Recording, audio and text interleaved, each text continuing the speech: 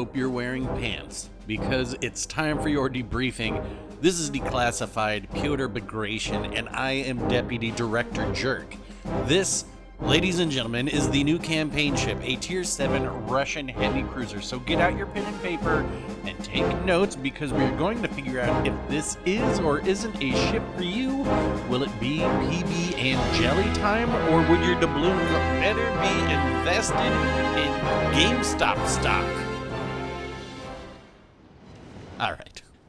I have been putting in about 150,000 XP into this ship over the past few days, putting it through its paces with different commanders, different modules, different inspirations, but the one I have settled upon is this.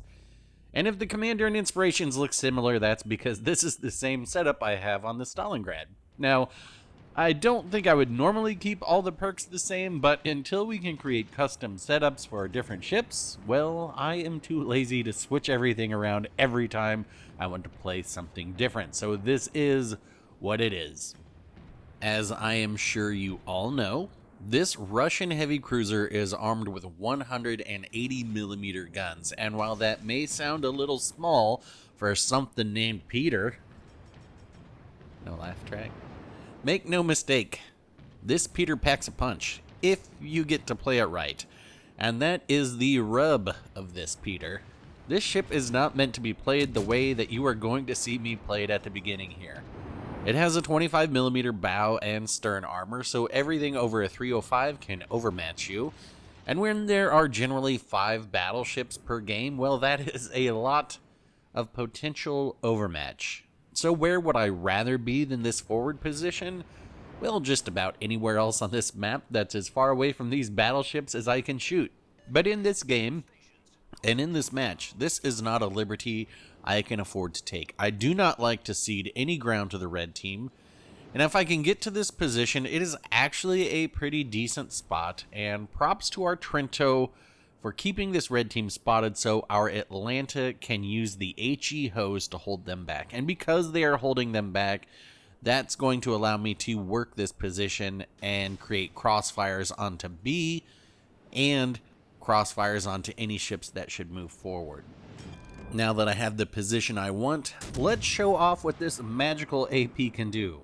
Powered by the same thrusters that got Sputnik into space, these AP shells have the magical ability to citadel just about any cruiser at any range, and I have even citadeled in Iowa at 18 kilometers, not sure how. But because they're only 180s and have improved penetration angles, well, if you aim properly, you will be rewarded regardless of the ship, especially those pesky, lightly armored cruisers that all the battleship players bemoan. And more importantly, goddamn Wichitas, which, spoiler alert, you're going to get to see. But it can't all be sunshine and lollipops, even if it is Russian. Even that's the mental association we all have with Mother Russia. So another weakness of this ship are the firing angles of these turrets. And that second turret has the weirdest firing angle where my rear and front turrets can fire, but it can't. And to get it engaged, you're going to have to be showing off just enough of that juicy broadside that if you're not careful, you will get clapped. Speaking of getting clapped, here is a Mayoko stuck broadside against an island, and here's another chance to show off the Russian railguns. There's one citadel. I think we're going to get a couple more here. And maybe we can finish it off for our first kill, and yoink. Let's turn our attention back to A, where this King George approaches, and bless this Atlanta, just holding down the trigger as they spray their hot sticky HE all over the face of the KGV. And the King George in return is just returning the HE spray as fast as they can. A display that in some countries would cost you $20 to see, but here in the land of Fault Line, it's free. So while the pissing match continues, I'm going to chime in with my AP, and while my first few shots shatter, once the King George gives me just a little bit more of a flat broadside, you will see what this AP can do to battleships. And I do overskate here. And I am using a prop mod and a steering gear mod, so you can see this is not the best ship at starting and stopping. But let's reverse back a little bit. Check out, check out the Atlanta. It looks like the Atlanta has 3 fires on them. But, all right, so King George, they're going to start to turn and give me that flatter broadside I was mentioning here. And let's just see what these shots can do. That one, it's okay. We shatter a couple shots, but once I get a better position lined up. Okay, that one's still none. Come on. We're trying to find this soft part. Right, I think I get it right here. And yeah, that's a pretty good shot considering not all those shells hit. Now, I managed to get a broadside to a Groza Kurfürst in a match earlier to test things, and I couldn't report that a full salvo of pins is just over 11,000 damage, and that is some serious business. I did call out to our Trento there to finish that King George and give him a thumbs up because, well played. There's quite a few ships getting finished in this one where if I had just managed to secure the last shot, I would have walked out with a Kraken, but that's alright. This ends up being a fairly high XP game. Moving on, we can see the synop that I've been hiding from is on B now, and that A is getting capped, which can only be one ship and one ship only.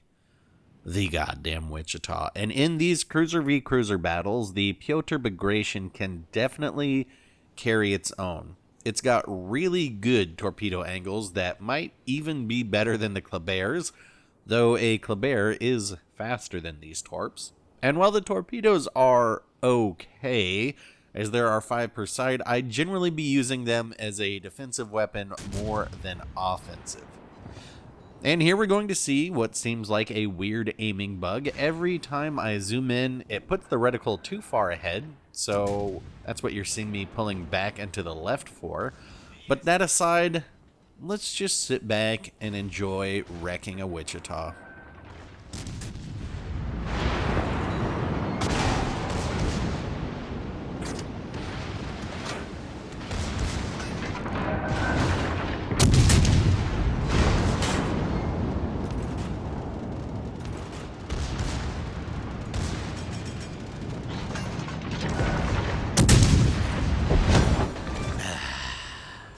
That feels good, man. You know, I quit smoking 7 years ago, but after that, it's tempting. I also want to take this chance to give a bang-up job award to the friendly Zara over here. Their service is commendable, and you don't get teammates like that too often. Despite being in the lower tier ship, they never left this side in the face of overwhelming odds, so I salute you, Captain. Alright. Let's talk about the burning question you have. Why not shoot HE? Well, you can, and you should, but by default, you should be using AP on this ship. The HE is nothing to write home about, and though I could spec the fire chance up to around like 16 or 18% maybe, you will just have to trust me that the AP is the way, just like it is on the Molotov. Of course, you could put Equilibrium of Power on here to increase the penetration on the HE shells, but that is really just trying to turn this ship into something it isn't. Now, we all know HE spam. Well, this is an AP spammer, just like the British light cruisers. About the only time I use HE is on destroyers, though the AP can still arm on destroyers like Khabarovsk and a few others. And I use it for bow-in battleships or cruisers. With its improved penetration angles, here, aided even more by using Von Essen, as soon as they are at around 30 degrees, I am switching back to AP. Now, for the sake of brevity, let me just skip forward a hair so you can see me dropping some long AP bombs onto a Bismarck.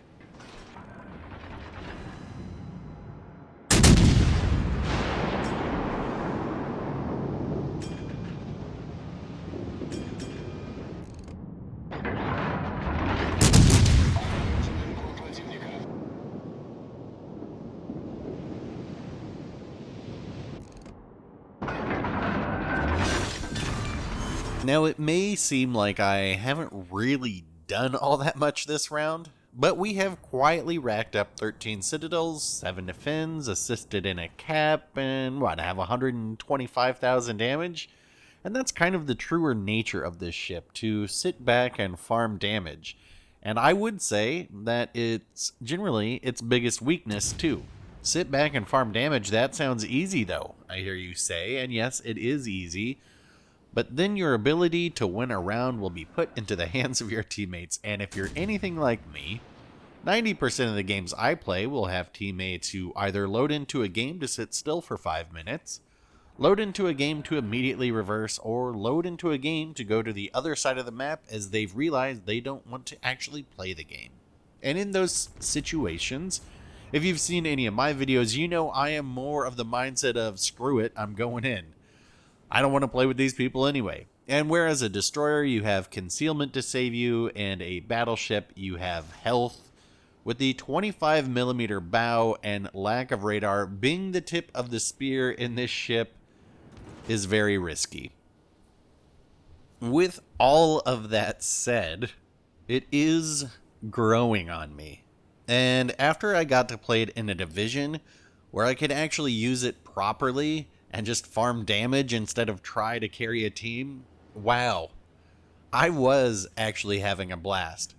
So if you have a division that you regularly play with, and you like Russian heavy cruisers, this may be just what you're looking for. As a solo player, you can do well, but it is definitely much, much harder. The skill floor on this ship is pretty high. One might say stratospheric when put into a legendary match and you're the only cruiser. But with its struggles come those incredibly satisfying moments of wrecking HE spammers, or in this case, torping a battleship, and then wrecking an HE spammer, both of whom have been camping at the back of the map for the majority of the game.